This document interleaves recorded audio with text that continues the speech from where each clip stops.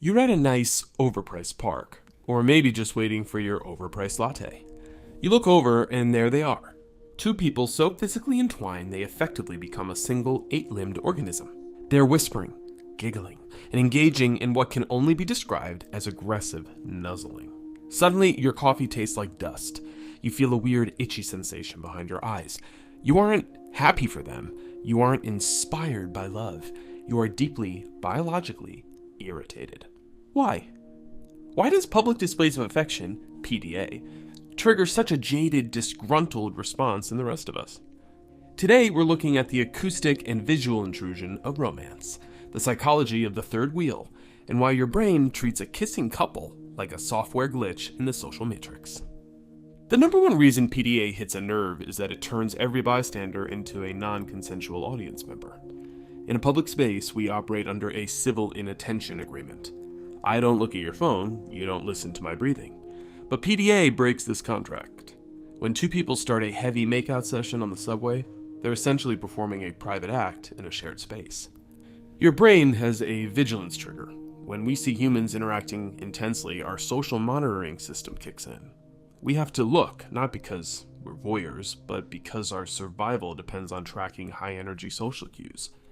By being too into each other, the couple is forcing you to process data that you never asked for. You're trying to think about your grocery list, but your brain is busy analyzing the tongue-to-lip ratio of the strangers in front of you. It's cognitive hijacking. There is a psychological phenomenon called social exclusion. Even if you have a partner at home, when you see a couple in the throes of a public rom-com moment, you're being physically and emotionally excluded from that immediate space. The couple has created a micro-environment that you cannot enter. This triggers an ancient, jaded part of the brain that hates being left out of the tribe. It's the social ostracism circuit. Even if you don't want to join them, and God, you don't, the fact that they've built a no humans allowed bubble in the middle of a sidewalk feels like a territorial snub. They've made the public space private, and your brain reacts with a who do they think they are disgruntled energy. Now, let's get real. Some PDA feels fake. This is the signaling theory. Often, we sense that the couple isn't just in love, they're broadcasting. This is performative romance. Research into relationship psychology suggests that some people use PDA as a way to prove the stability of their relationship to others and themselves. As bystanders, we're excellent at detecting inauthenticity. When we see a couple being extra in public, our BS detector goes off. We feel like we're being used as props in their personal highlight reel. We aren't seeing love, we're seeing a PR campaign for a relationship that probably had a 3-hour fight about dishes earlier this morning. That jaded feeling? That's your intuition telling you that you're being performed at.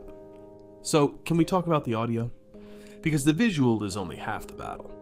There is a specific squelching acoustic profile to public affection that feels like it was designed by a horror movie Foley artist. This triggers misophonia. For many of us, the sound of smacking or heavy breathing from anyone other than ourselves is a one-way ticket to a fight or flight response. When you're in a quiet elevator and a couple starts soft pecking, your brain doesn't hear romance, it hears unidentified biological friction. It's a sensory violation. You can close your eyes, but you can't close your ears. You are trapped in a 3D surround sound system of someone else's intimacy, and your brain reacts with a "why is this happening to me" internal scream. Let's talk about the biology of the ick. Humans have a very specific set of behaviors that they've reserved for private, hygienic, or reproductive spaces. Swapping saliva is, objectively speaking, a high bacteria exchange. In a private bedroom, your brain shuts off the disgust response because of dopamine and oxytocin.